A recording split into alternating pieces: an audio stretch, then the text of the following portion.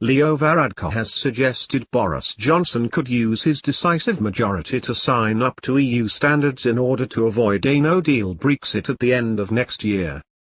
The Taoiseach said he believed Mr Johnson would agree to keep the UK closely aligned to European rules on labour rights and environmental protections to ensure he can sign a tariff-free and quota-free trade with Brussels.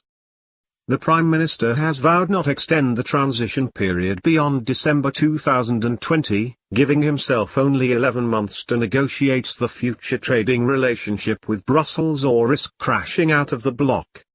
Arriving at an EU summit, Mr Varadkar said he was keen to strike a trade deal plus with the UK, and talks with the Prime Minister led him to believe that Mr Johnson was ready to accept some of the EU's red lines. Mr Varadkar said he was relieved for the UK and for Ireland that the deadlock and gridlock was over, and called for the Brexit deal to be ratified as soon as possible.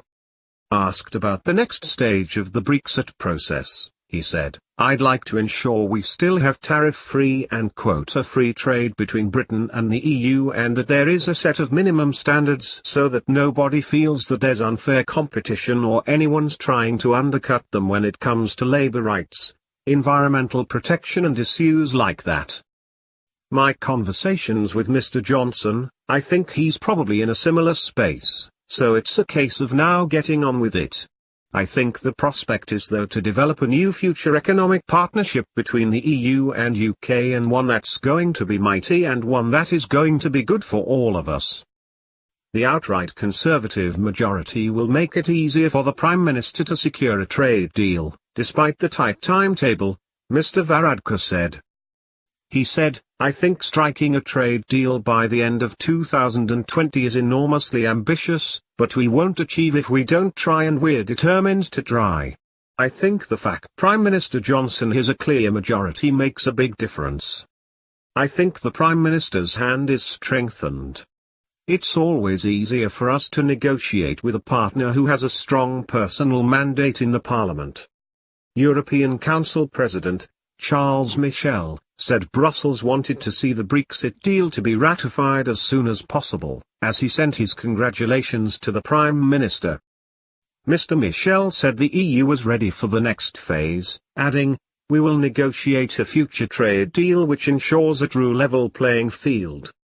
Asked whether a deal with the UK can be sealed in the next 12 months, Mr Michel said, "Regarding Brexit, it's not my intention to predict based on the experience of the past, but I hope that we will be able to work very hard with the British government."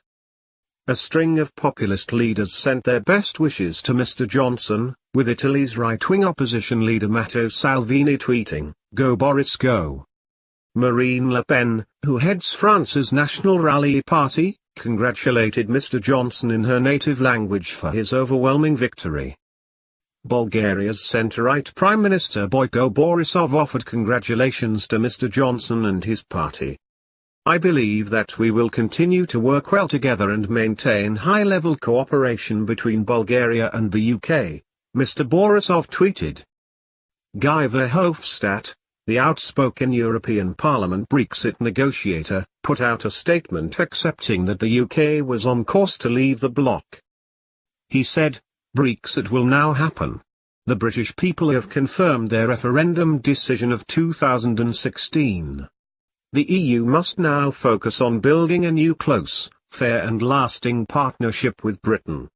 It is in our common interest."